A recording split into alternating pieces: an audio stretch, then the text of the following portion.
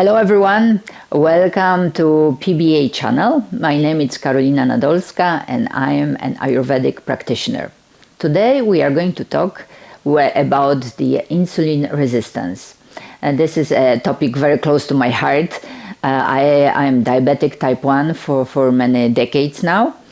So I can tell you the perspective from the first-hand perspective, the Ayurvedic perspective, and also the Western medicine, allopathic perspective. So what is insulin resistance? Well, insulin resistance, as the name says it is the resistance of our body on the cellular level to insulin that our pancreas or beta cells in our pancreas produce. So we keep producing insulin, but the insulin does not help us get the energy from the food and from the carbohydrates that we eat. What are the symptoms of the insulin resistance? Well, if you have no energy because you are not absorbing carbohydrates, you are tired, you feel sleepy, you are hungry in the first phases. When you experience insulin resistance for a longer period of times, you may also lose that hunger. Because you have elevated sugar levels, your blood gets thicker, so naturally the homeostatic mechanisms in your body tries to balance all of these symptoms, and you feel thirsty. If you feel thirsty, you go to the bathroom very often, and that way you also wash out all the minerals and vitamins that you eat. As a result, you may even have anemia or pre-anemic state. So you may eat and you may supplement yourself with many minerals and vitamins, yet your blood results show that you are deficient. And this is one of the interesting things, right? And from the bodily perspective, the Western allopathic definition is if you have 40 inches, which is around 102 centimeters around your waist for men, or around 35 inches, which is 90 centimeters for women, then you may qualify as pre-diabetic or insulin resistance. Okay. So this is the definition. And what are the reasons why so many people right now experience insulin resistance? Well, as you probably know, it is the stress, it is the sedentary lifestyle, it's the industrial food. Industrial food, or the food that is prepared outside on the mass scale, usually has a lot of preservatives. All the chemicals that you eat, your liver works twice or even more as hard to detox your body. And your body is detoxed not only by your liver, but also by the lymphatic system. So one of the symptoms, also important, that people experience on insulin resistance, they have skin discoloration around their neck, under the armpits, in the groins, and those are the areas for lymph nodes. You may also have problems with sleeping when you are insulin resistant. Why? Because your body produces less melatonin. And so your entire endocrine system is off balance. Okay. You probably, if you are listening to this channel, you probably have tried other more accepted medicines, like the ones on the market right now. They can totally destroy your budget, and at the end, after a couple of months, you may end up at the point where you started your journey. So in that perspective, the good news, I would say, the very good news is that all of this is reversible. You can do it, and it's really easy. Remember, whenever you take a big task ahead of you, if you have been insulin resistant and overweight for a longer time, this is a big task for you. because you have tried many things, do the goal, the ultimate goal, and then once a week change only 10%. Change 10% of your diet, change 10% of your daily habits. So the daily habits, for the endocrine system to go back to balance, you need to be predictable. If you are predictable, then all of your organs know when to produce hormones, and it is much easier for them. So you wake up at the same time, and you wake up earlier in the morning, between 6 and 7. When you wake up, it is very important to drink, for instance, hot water with a lemon. Then you go exercising, and if you have no time, then you exercise later in the day. Your main meal should be between 12 and 2 p.m. If you experience insulin resistance, that means that your metabolism and your absorption is much slower and it's not as efficient. That's why the best agni, as Ayurveda call it, the fire, the digestive fire, that everyone experiences is between 12 and 2 p.m. Always have cooked meals, not raw vegetables and raw salads, at least in the beginning. Even if you have good digestive enzymes, because again, your metabolism has been slowed down. So if from the dietary perspective, this is from exercise perspective and also sleeping perspective. So you have the 3 pillars of getting back to health. From Ayurvedic perspective, when you are overweight, when your metabolism is slower, when you are congested, very often you may experience sinus congestion, lung congestion, a lot of phlegm in your body, then that means that your Kapha element is elevated.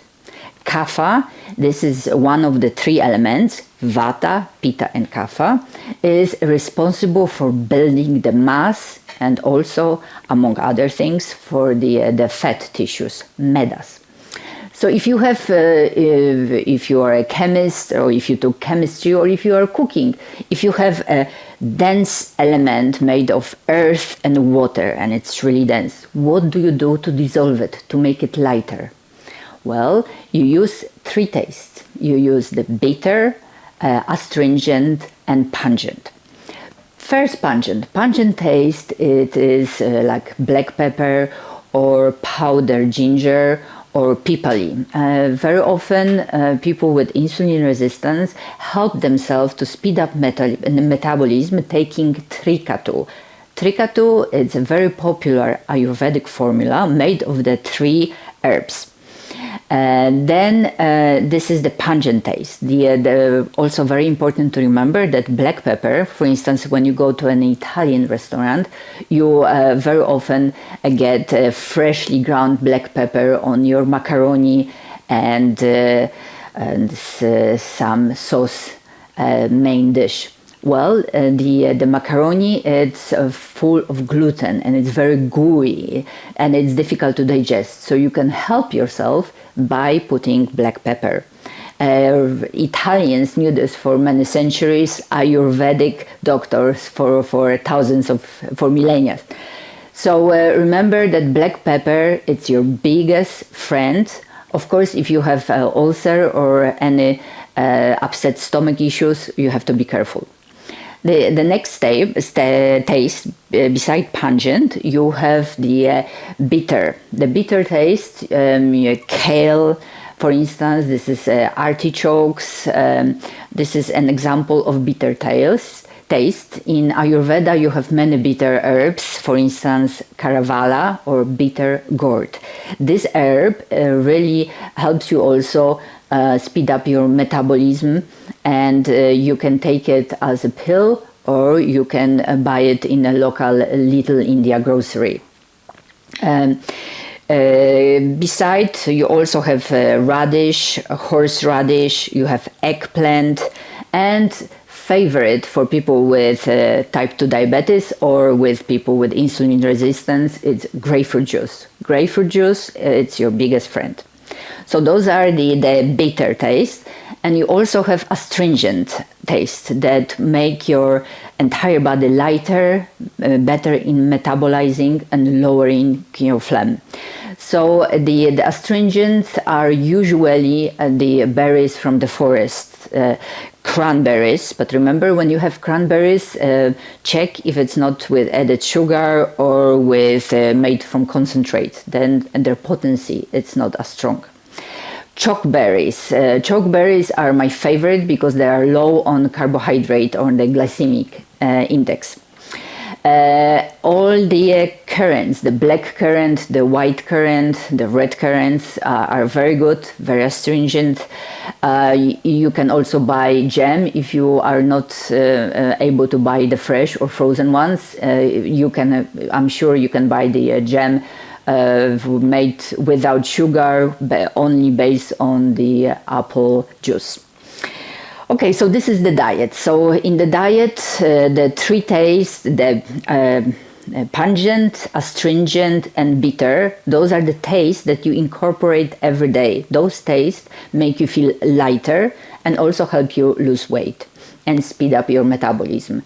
Trikatu, this is one of the very useful formulas that you can take every day before a meal to speed up your metabolism. Remember of regular meals. Your biggest meal is in the middle of the day. You have a small breakfast, maybe with berries, with oatmeal. And then at the end of the day, you also have a small supper. Maybe supper is even too grandiose of a name to call it kefir or yogurt with a little bit of salt and half a spoon or a spoon of freshly ground cumin. When we talk about spices, I'm sure you read the magic of cinnamon. Cinnamon increases your insulin sensitivity on cellular level. But the trick is you need to have freshly ground cinnamon. So go to your local Indian grocery, get the bark of cinnamon tree and grind it for 2-3 days and then again grind it. You cannot boil the cinnamon. Heat destroys the healing qualities of cinnamon. The same with nutmeg. It calms you down. So this is the diet. Now exercise. What is really important to know is that the thigh muscles and calf muscles are the two most important muscles for you because they speed up the metabolism of carbohydrates. That's why one of the best exercises is after your main meal. Hopefully this is in the middle of the day. 15-20 minutes later, when you digest it, you go for half an hour walk. That walk will stabilize your sugar level throughout the day. Yoga, all the poses in yoga that forward bend that really address the belly region. The belly region that is very stiff and bloated probably. You need to bend forward, bend backwards. Those are wonderful postures for your insulin, to decrease your insulin resistance. Also breathing, like the pranayam, such like this, alternative nostrils for 30 seconds, then you can start 60 seconds and go all the way to 3 minutes. That also increases your metabolism and makes you feel relaxed. Why am I talking about relaxation? Because the insulin resistance is, as I said before, messes up your entire endocrine system. And that means that your melatonin levels are low and it's hard for you to sleep at night. If it is hard for you to sleep at night, then you are probably anxious and nervous during the day. For that, one of the wonderful herbs that you probably heard is ashwagandha and also brahmi. Those two herbs really work on your nervous system. So you have the exercise, you have the daily routine, going to sleep at between 10 p.m. and 11 p.m., sleeping 6 to 8 hours. If you have problems falling asleep, what it works magic for me is just a tea with hot milk. If you don't drink milk, cow milk, you can have plant-based milk with a spoon or half a spoon of freshly ground nutmeg. Nutmeg really relaxes you and puts you at ease before you go to sleep. Okay, so the foods that you should prefer are low on the glycemic scale, you probably know that, such as barley, millet, buckwheat, sorghum. All of these grains have a lot of fiber, so they clean your intestines, improve your metabolism, and they also have proteins and many minerals. The tea, you probably heard of CCF. This is the cumin, cardamom, and fennel tea. This is a wonderful tea that you take after a meal to improve your digestion and to lower your bloating. In case of insulin resistance, you add turmeric and ginger. You add ginger to increase the heat inside and increase the metabolism, and turmeric because this is a wonderful herb that cleanses your entire body and helps your liver works well, which is also very important because for your endocrine system to go back to what it used to be. This is just the general recommendations for insulin resistance. Remember that it's totally your target of getting rid of this problem and losing weight. It's totally achievable. I'm an example. There's also one important thing you have to remember, that our body really responds to seasons.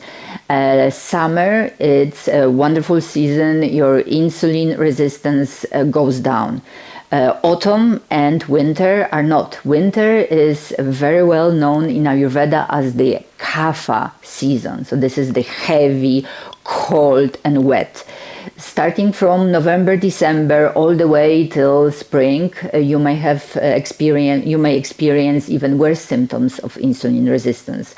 Don't get discouraged. Remember, you need to everyday exercise. You need to be on diet. Remember about your vitamin D. Usually, vitamin D in the drop forms is better, and it improves your insulin sensitivity.